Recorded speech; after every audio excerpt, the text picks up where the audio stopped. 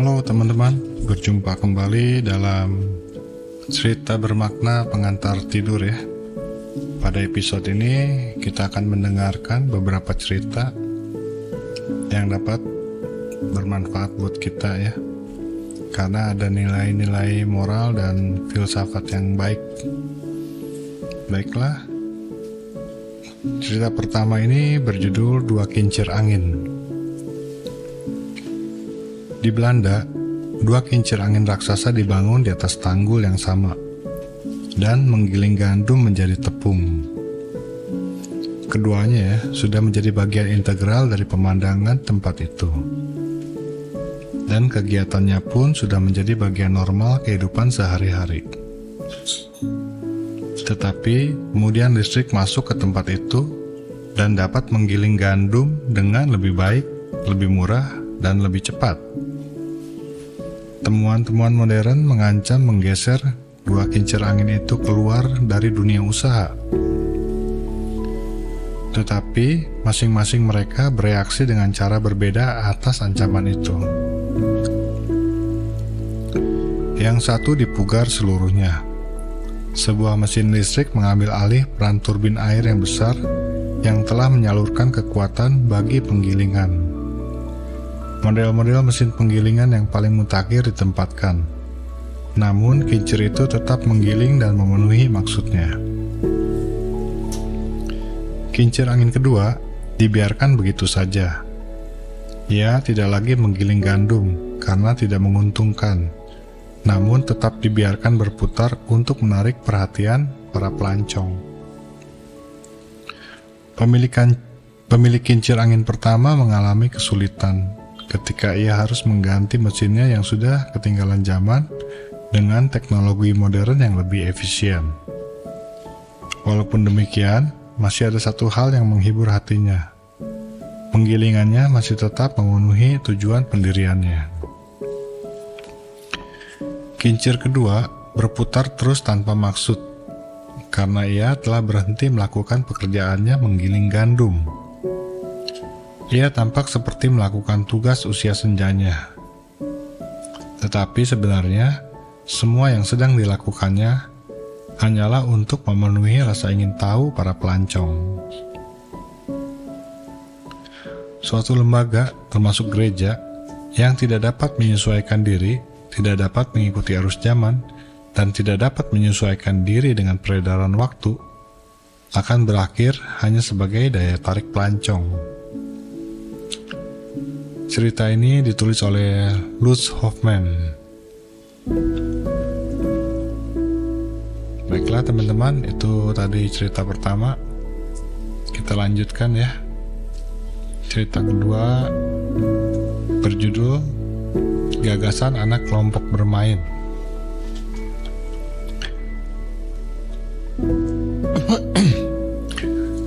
Zenide adalah seorang ibu rumah tangga dengan berat badan 180 kg. Ia sudah putus asa untuk menurunkan berat badannya. Setelah 2 bulan penuh menjalani program diet, ia tetap kelebihan berat badan 50 kg. Maka ia mengundang ke rumahnya 6 orang temannya yang juga kelebihan berat badan dan membagi pengalaman dietnya dan berbincang dengan mereka tentang cara bagaimana menjaga kelanjutan program itu. 28 tahun kemudian, 1 juta anggota menghadiri 25.000 pertemuan kebugaran di 24 negara setiap minggu. Nyonya Nideh mengatakan bahwa ia mendapat gagasannya untuk menolong orang-orang mengontrol hidup mereka dari suatu peristiwa kebetulan pada masa kanak-kanaknya. Sebagai seorang remaja, ia biasanya berjalan-jalan melalui taman bermain anak-anak. Ibu-ibu mengantar anak-anak mereka ke sana untuk bermain. Kemudian, mereka akan tenggelam dalam gosip, sehingga lupa sama sekali terhadap anak-anak mereka. Anak-anak itu duduk dalam ayunan, tetapi tak seorang pun menolong mereka untuk mulai mengayun. Maka ia memberikan mereka masing-masing dorongan. Dan Anda tahu yang terjadi setelah itu?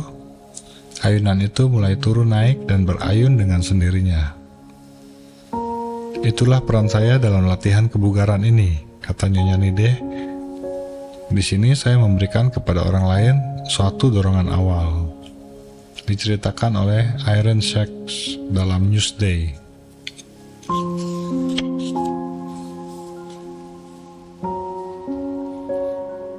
Cerita selanjutnya berjudul Kaum Ibu dan Ilmu Hitung. Seorang guru di sebuah sekolah negeri mengajukan pertanyaan ini kepada si kecil Yakub pada jam pelajaran matematika. Yakub, anggaplah ibumu membuat sebuah kue, dan di sana ada 10 orang sedang duduk menunggu di sekeliling meja. Ibu dan ayahmu dan ke-8 saudaramu. Berapa besar bagian yang akan kau terima? 1/9, Bu, jawab Yakub serentak. Tidak, Kob. Sekarang perhatikan, kata guru. Di sana kalian bersepuluh. 10, ingat? Tidakkah kamu tahu berapa besar bagianmu? Ya, Bu, jawab si kecil Yakub dengan tangkas. Saya tahu bagianku, tetapi saya juga mengenal ibuku. Ibu pasti akan mengatakan, ia tidak menginginkan secuil pun. Cerita ini ditulis oleh Bruno Haxpiel ya. Ya, itulah kaum ibu dan ilmu hitung ya. Kadang-kadang tidak bisa dihitung secara matematika kasih seorang ibu kepada anaknya ya. Kita lanjut. Cerita selanjutnya adalah berjudul Nilai Manusia. Ketika saya bekerja sebagai pesuruh di sebuah toko besar, seorang nyonya kaya masuk dan membeli sebuah pot Cina yang sangat mahal. Ketika saya mau keluar untuk mengantarnya, majikan mengingatkan agar saya berhati-hati dengan barang itu. Saya tiba di rumah nyonya itu, dan ketika sedang menyelinap melalui gerbang yang setengah terbuka, saya mendengar sesuatu remuk dalam bungkusan itu. Saya menjadi pucat ketakutan. Saya ingin segera kabur. Tetapi kemudian pintu rumah itu terbuka dan seorang nyonya lansia keluar. Saya bingung apa yang akan saya katakan kepadanya. Ketika tiba-tiba anjing gembala yang besar itu datang dan melompat tepat di atas kepalaku, membentur pot itu hingga jatuh ke tanah dan terdengar bunyi remukan. Nyonya itu datang terburu-buru saat anjing itu menjilati wajahku. Dengan rasa ingin tahu yang besar, ia bertanya, "Demi Tuhan anakku, aku harap engkau tidak disakiti."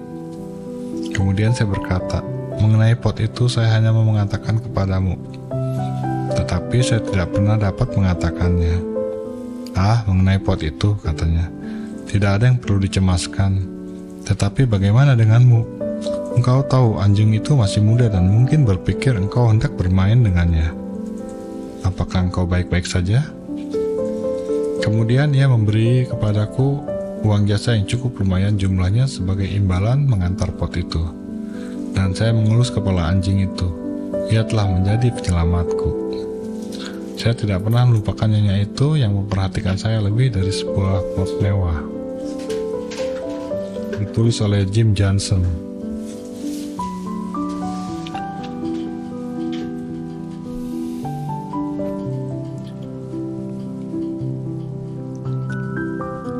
Cerita selanjutnya berjudul Mengapa Pergi ke Gereja.